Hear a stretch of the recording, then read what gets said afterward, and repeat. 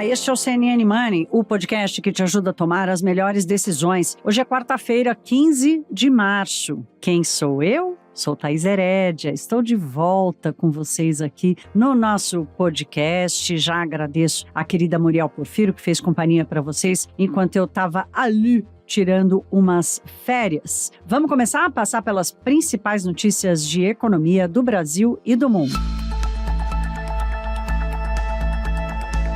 Minha gente, é o seguinte, o aperto nas condições financeiras que foi provocado pela alta de juros nos Estados Unidos foi um dos motivos para a derrocada dos bancos do Vale do Silício. Eu sei que vocês têm ouvido bastante sobre esse tema, porque afinal de contas ele, chama a atenção não só pela gravidade, mas pelo risco que impõe à maior economia do mundo, ao sistema financeiro e tal. Olhando para o tamanho do banco, a representação que ele tem no mercado internacional ou mesmo no mercado americano, um risco sistêmico está descartado, pelo menos por hora, porque um risco sistêmico depende de instituições muito grandes envolvidas numa situação de colapso. E parece ser uma coisa muito concentrada nos bancos ligados ao setor de tecnologia. Mas isso não significa que não vai gerar estrago, pelo contrário. Então, assim, além da taxa de juros, tem outros motivos que estão sendo analisados, inclusive gestão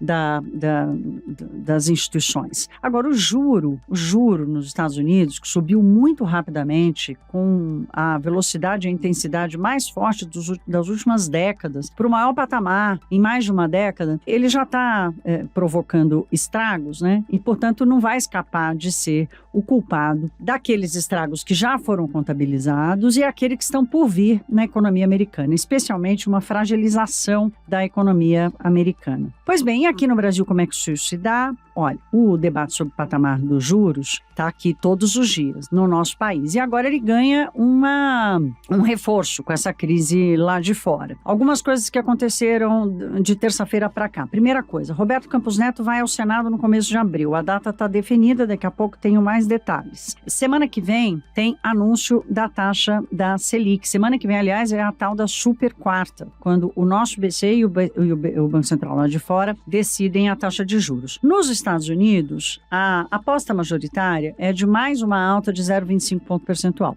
Apareceu na ferramenta que colhe as apostas dos gestores e dos investidores, apareceu ali a possibilidade do Fed nem mexer nos juros, mas é muito improvável que isso aconteça. Olhando aqui para o Brasil, a Selic não vai mudar, não tem como mudar agora, mas surgiu no horizonte a ideia de que, quem sabe, ele pode começar a preparar o terreno para uma queda da taxa Selic nos próximos meses. O ministro da Fazenda, Fernando Haddad, já deu uma dica, deu uma ajudinha, #fica a dica, para o Banco Central justificar alguma mudança na política monetária. Ele chamou de revolto o cenário internacional. Diz que isso ataca muito as economias emergentes. É verdade, ele tem razão. Agora, falando do Banco Central, nós sabemos o seguinte: a comunicação é uma ferramenta do Comitê de Política Monetária do Brasil e do mundo inteiro. Então, sim, o Banco Central pode optar por dar mais peso a um risco externo, mas ele está aguardando o anúncio do novo arcabouço fiscal, da nova regra fiscal. Aliás, se o ministro da Fazenda, Fernando Haddad, correr com a proposta que ele está apresentando para todo mundo lá em Brasília, o ministro pode apresentá-la antes da reunião do Comitê de Política Monetária na semana que vem. Então, vamos entender como isso tudo vai se desenrolar. E eu gosto de lembrar aqui que é o seguinte: a decisão do Banco Central sobre os juros, ela sempre tem um componente de risco. E esse componente de risco é assim, sobre os desdobramentos de fatos que ele não controla. Por exemplo, a situação bancária nos Estados Unidos, por exemplo, a situação da logística mundial, ou da falta de energia, ou do aumento do preço do petróleo, da queda do preço do petróleo. Mas, enfim, ele toma risco, tomando uma decisão, imaginando um cenário que ele enxerga pela frente com os fundamentos da economia brasileira. Ele também toma risco sobre o desfecho dos riscos, que estão colocados, aqueles acontecimentos que podem afetar a trajetória da inflação. E, por último, ele toma risco, minha gente, sobre a nossa interpretação. Nossa, eu estou chamando aqui de agentes econômicos. Nós, agentes econômicos, nós que tomamos decisões todos os dias e que vamos interpretar a decisão ou a sinalização do Banco Central, cada um do seu jeito, vamos tomar decisões e isso tem impacto na economia. O que os economistas estão dizendo agora é que talvez o pior risco que o BC pode correr é não fazer nada, é deixar como está. Eu vou tratar disso com o nosso entrevistado de hoje, Gustavo Cruz, que é estrategista-chefe da RB Investimentos. O Gustavo hoje tem uma participação especial no Money. Eu quero começar dividindo a minha conversa com ele para vocês aqui sobre o tema dos bancos lá fora. Porque, afinal de contas, quando a gente olha para todas as ressalvas que têm sido feitas sobre o caso do Silicon Valley Bank, sobre o Signature Bank, que são dois bancos relevantes para o setor, mas pequenos no tamanho do sistema bancário americano, existe uma preocupação grande, por exemplo, com regulação. Hoje está na capa do Financial Times que o Fed o Banco Central Americano pode apertar a regulação e as regras para os bancos de médio porte para evitar essa super alavancagem e, portanto, um risco maior de dar algum problema. Então, conversei com o Gustavo Cruz sobre essas variáveis, né? Por exemplo, o juro, a regulação, a própria falha na gestão, o risco sistêmico, todas essas variáveis que estão neste cenário da crise que acabou de chegar. Vamos ouvir. Você tem, de um lado, uma parte de políticos que culpa a falta de regulação. A gente sabe que a troca de poder entre democratas e republicanos oscila bastante o quanto que os bancos e o mercado financeiro são regulados. Você tem os republicanos entendendo que é regulado demais, os democratas entendendo que são regulados de menos. Você tem o mercado financeiro culpando a taxa de juros. O mercado financeiro, obviamente, no Brasil e no mundo, com os bancos centrais precisando subir a taxa de juros um pouco mais, entendem que essas taxas é que estão penalizando e criando um problema no sistema de crédito, no sistema bancário mundial. Com isso, eles apontam para as taxas de juros como o principal vilão. Então você tem vilões diferentes, dependendo de com quem você fala. Eu achei interessante você colocar a questão dos bancos, mas só para fazer um último ponto sobre esse tema, eu entendo que você não está numa situação como 2008. Se você pega esses dois bancos que tiveram problema, o SVB e o FRB, eles são menos de 1% do total de ativos do sistema financeiro americano. Se você pega lá 2008, quando você tinha o Bear Stearns, o Washington Mutual, o Lehman Brothers, Merrill Lynch, você chegava a mais de 30% de ativos americanos com problemas. Então era outro nível de problema. Você vê um setor bem mais concentrado aqui. Claro, não, é porque quando fala em quebra de banco, esse é um tema super sensível, né, Gustavo? Só mais uma perguntinha sobre esse tema aqui, Gustavo. Sim, os bancos são pequenos, mas eles representam um negócio que cresceu muito nos últimos anos, especialmente ligado ao setor de tecnologia. A expectativa de redução na oferta de crédito para esse setor é uma realidade? É uma realidade, eu acredito que desde 2020 em diante eles dobraram a aposta nesse setor, acabou ficando muito concentrado, algo que, assim, quando a gente fala de investimentos, eu acho que uma das primeiras lições para as pessoas é diversificar, não colocar todos os ovos na mesma cesta. E, infelizmente, o próprio banco fez isso, colocando uma aposta muito grande no setor de startups, no setor de novas empresas de tecnologia.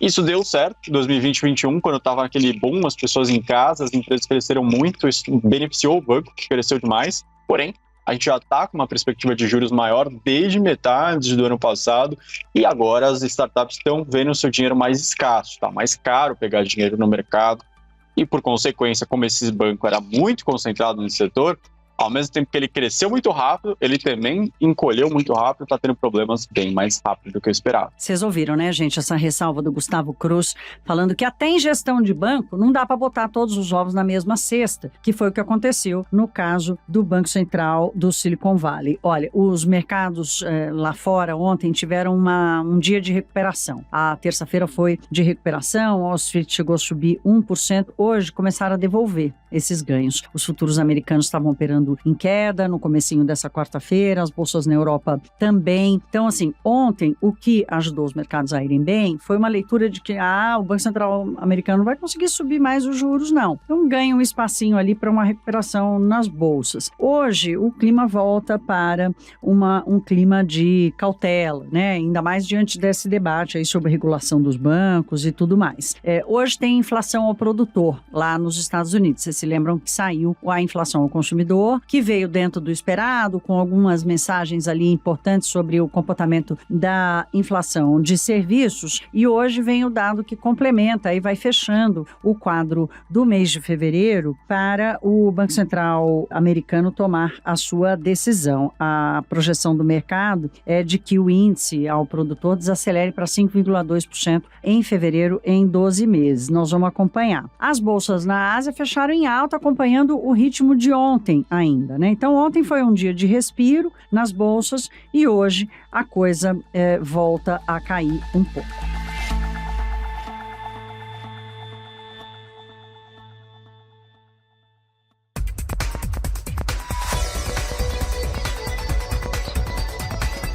Vamos falar de Brasil agora um pouquinho. Minha gente, olha, nós tivemos essa semana uma decisão anunciada pelo Conselho da Previdência de reduzir a taxa de juros cobrados do consignado para os aposentados e pensionistas do INSS. Pois bem, essa decisão deixou os bancos irritados e eles tiveram uma reação importante, avisando ali para os riscos, por exemplo, de fechar a torneira dessa modalidade de crédito. Hoje tem participação especial do Fernando Nakagawa para explicar para a gente. Olha ele aí. Thaís, seja muito bem-vinda das férias. Que bom tê-la de volta aqui no Money. E a gente volta das suas férias com um assunto polêmico, porque o juro decidido pelo Banco Central ainda não começou a cair, apesar das pressões vistas por aí, mas já tem juro caindo na praça, especialmente aquele para os aposentados do INSS. Durante esta semana, o conselho que decide as condições do crédito consignado dos aposentados decidiu reduzir a taxa praticada nessas operações. Ok, o juro caiu, decidiram, mas os bancos dizem que talvez seja muito pouco esta taxa. A remuneração é muito pequena. A Febraban diz que esta decisão pode comprometer a oferta de crédito para os aposentados. Em uma nota divulgada ontem, a Febraban diz que os patamares de juros fixados não suportam a estrutura de custos desse produto. Isso pode fazer, segundo a entidade que representa os bancos, fazer com que muitas instituições financeiras simplesmente reduzam a oferta dessa operação para os aposentados, o que seria definitivamente uma má notícia para os pensionistas do INSS. Atualmente, 14 milhões e meio de aposentados, Thaís, tem um empréstimo total de 215 bilhões de reais em operações consignadas, seja no crédito em conta ou no cartão de crédito. Esse pessoal precisa deste tipo de financiamento porque todo mês 5 bilhões de reais a mais são emprestados. Muita gente continua sistematicamente nesta operação.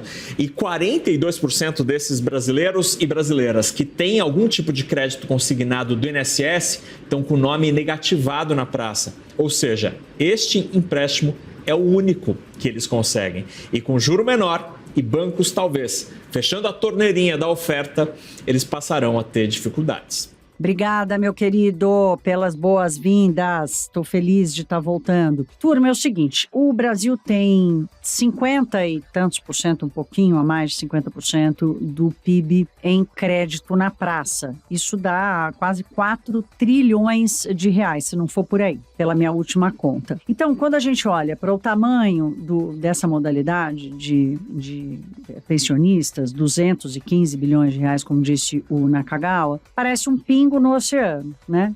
Dentro de um universo de 4 trilhões, quase 4 trilhões. Ainda assim, é uma modalidade que ajuda muita gente no Brasil, são 14 milhões de pessoas. O governo, quando anunciou essa medida, disse, olha, nós vamos alcançar mais de 30 milhões de pensionistas e aposentados com a redução da taxa. Mas essa decisão, como tantas outras que já foram tomadas, que tem como intuito algum tabelamento de preço de um produto que é ofertado pelo mercado, elas tendem a ter um efeito reverso. Serve para o ovo, serve para o petróleo, serve para a gasolina, serve também para a taxa de juros. E a taxa de juros ainda é mais complexa. O que os bancos estão dizendo, como vocês ouviram o NACA, é que o aumento de custo das operações fica maior do que o juro do crédito. crédito. Ora, se há aumento de custos, isso inibe a apresentação do produto em banco privado e em banco público também. O governo pode até tomar a decisão que no banco público ele vai bancar esse custo. Mas quem vai bancar? O banco, a Caixa, o Banco do Brasil, o governo, o Tesouro Nacional, todos nós, enfim. Então, ainda tem essa discussão, ainda vai rolar. Vocês podem esperar que essa discussão ainda vai rolar. E só para fechar, tenho a nota também da ABBC, que é a Associação dos Bancos de Menor Porte, que oferecem muito esse produto. Eles também se posicionaram contra essa redução e alertaram para o risco de uma queda na oferta desse crédito e a preocupação também com a quantidade de pessoas que já estão com o nome negativado dessa modalidade. Não tem como não pagar, né? Porque já desconta antes dele receber a pensão, já recebe. Mas estão com o nome negativado na praça, ou seja, já estão com uma condição de crédito ruim. Então aí os alertas, está aí a avaliação do setor financeiro e vamos ver como o mercado vai se comportar. Por falar em mercado brasileiro, o Ibovespa na terça-feira não conseguiu acompanhar a melhora lá fora, acabou ficando em modo cautela, teve também uma influência grande, tanto da Natura, que caiu bastante, 17% a queda das ações da Natura, porque reportou um prejuízo de 800 milhões de reais, e isso assustou bastante o mercado, mas ontem foi dia também de uma queda muito forte no preço do barril de petróleo, e a Petrobras foi junto. O barril de petróleo caiu mais de 4%. E a Petrobras tem um peso relevante no Ibovespa, o Ibovespa não teve fôlego e acabou fechando em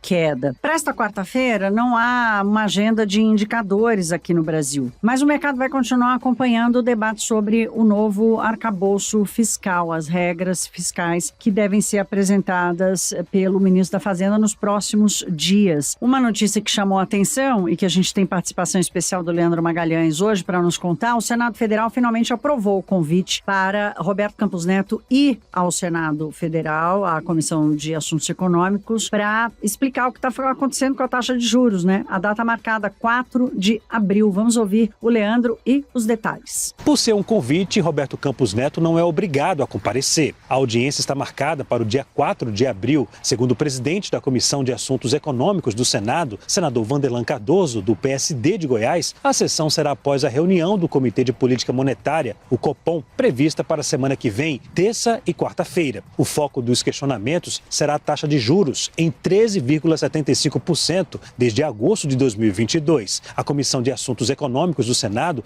aprovou os requerimentos apresentados pelos senadores Vanderlan Cardoso e Alessandro Vieira, do PSDB de Sergipe. A CNN conversou com integrantes do colegiado que receberam indicativos de que o presidente do Banco Central vai comparecer à reunião. Apesar do convite feito, o presidente do Senado, Rodrigo Pacheco, disse no mês passado à CNN que não há clima para reverter a autonomia do Banco Central. Olha, o Roberto Campos Neto vai passar um dobrado lá, minha gente. Vai passar um calor, porque primeiro faz parte do job description, né? Ele tem a obrigação de dar satisfação à sociedade brasileira, então ele está sendo convidado, como o Leandro explicou, mas mesmo assim vai passar um calor lá com os senadores. De qualquer forma, o debate, por exemplo, sobre a independência do BC, ele vai ser questionado sobre isso, claramente será questionado sobre isso, mas esse é um debate que está fora de cogitação, inclusive porque não faz sentido entrar nessa seara agora no Brasil. Olha, esses assuntos todos foram temas de debate com o meu convidado de hoje, o Gustavo Cruz, da RB Investimentos. Eu comecei perguntando para ele sobre uma preocupação que surgiu no governo com a base aliada no Congresso Nacional. Hoje tem uma reportagem especial do Caio Junqueira no nosso site, chamando a atenção para o governo ter identificado focos de rebelião e, portanto, ameaça a votações importantes que o governo precisa colocar no Congresso Nacional. Então, tem a criação de uma CPI para investigar os atos de 8 de janeiro, a invasão à Praça dos Três Poderes em Brasília. Tem uma rusga ali entre o presidente do Senado, o presidente da Câmara, sobre como as medidas provisórias devem tramitar. Isso tudo está criando um clima de muita barreira para o governo, novo governo, que não tem uma maioria sólida no Congresso Nacional, num Congresso que teve uma renovação mais à direita, mais liberal, pelo menos até agora foi o que apareceu, e, portanto, isso coloca na frente também mais um problema a ser enfrentado. A minha conversa com o Gustavo Cruz, essa segunda parte, começa falando por aí. Nós começamos o nosso papo falando sobre o risco político daquelas notícias de política, minha gente, que afetam a economia. Vamos ouvir. Com certeza. Quando o Fernando Haddad, ministro ministro da Fazenda fala que a reforma tributária deve ser aprovada no máximo em julho na Câmara dos Deputados e no máximo em outubro no Senado, você cria uma expectativa dos investidores com uma das reformas principais a serem apresentadas. Quando ele menciona que vai colocar novas regras fiscais na mesa, uma coisa é realmente apresentar, outra é como que vão ser aprovados. Mesma coisa vale para a reforma tributária. Portanto, a força do governo no Congresso, ela é relevante para grande parte dos preços de ativos aqui no Brasil. Ainda mais que o Brasil não vive nos últimos anos, na última década, um período de estabilidade, de previsibilidade. Não, a gente vive realmente sempre no limite, empurrando com a barriga a questão fiscal principalmente. E eu sei que para o telespectador às vezes já fica um pouco cansativo sempre retomar nesse ponto, mas justamente porque a gente não encarou de frente, não encarou com maturidade e sempre postergou as medidas mais difíceis em relação ao fiscal.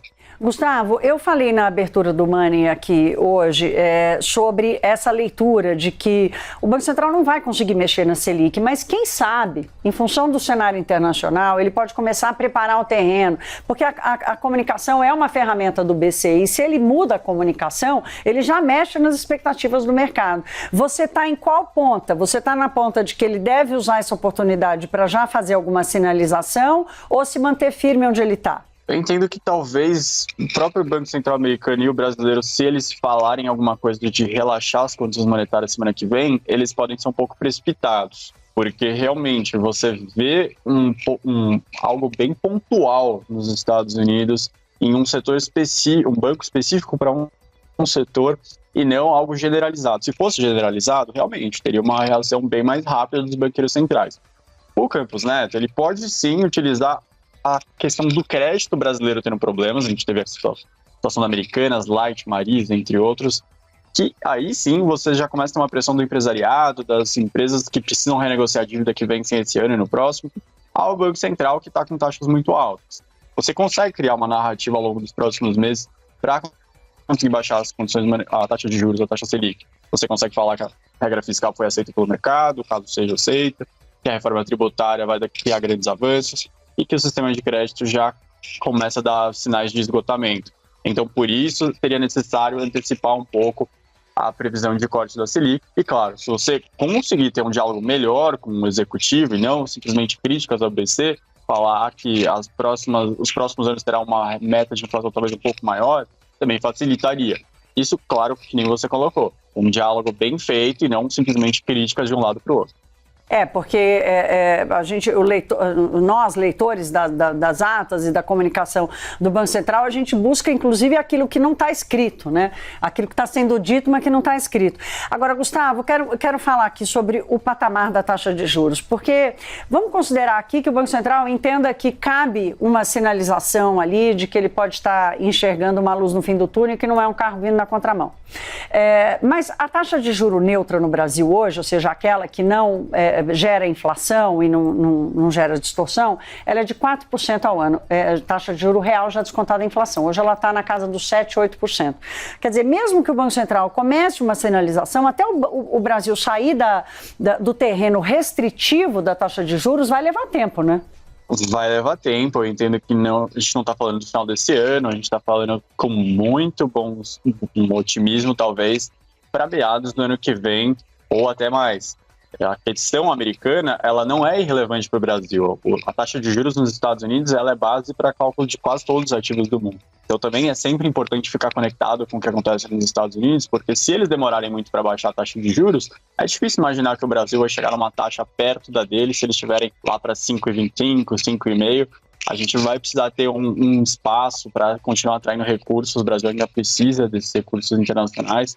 E se a gente ficar com uma taxa bem mais baixa em relação a eles, ou bem mais próxima em relação a eles, é prejudicial. Então, infelizmente, sim.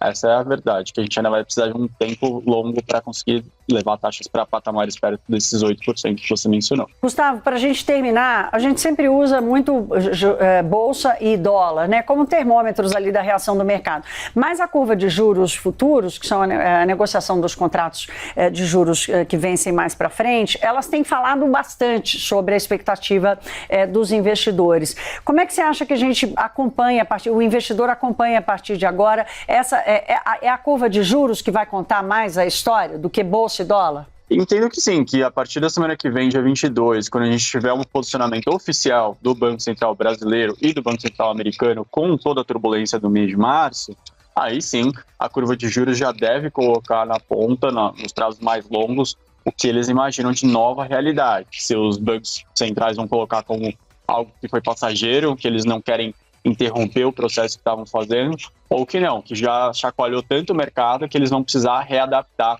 essa previsão de juros no futuro. Então, isso sim é extremamente relevante. Eu acho que o câmbio e a Bolsa brasileira, eles estão bem sensíveis também à questão da nova regra fiscal e da possibilidade de uma reforma tributária. A curva de juros também se envolve com isso. Pois bem, minha turma, tá aí o debate para esta quarta-feira. É muito bom estar de volta, bom contar com a companhia de vocês. O Money fica por aqui, desejo uma ótima quarta. Aliás, hoje é aniversário de 3 anos da CNN Brasil, como eu pude me esquecer disso. Eu tô aqui desde o comecinho e tenho o privilégio de trabalhar com uma equipe fantástica. Todo dia acorda de madrugada e vai até o final da noite para levar as principais notícias e informações para vocês e produzir o podcast do Money e tantos outros que a CNN Brasil faz. Obrigada pela companhia, se cuidem, um beijo e até.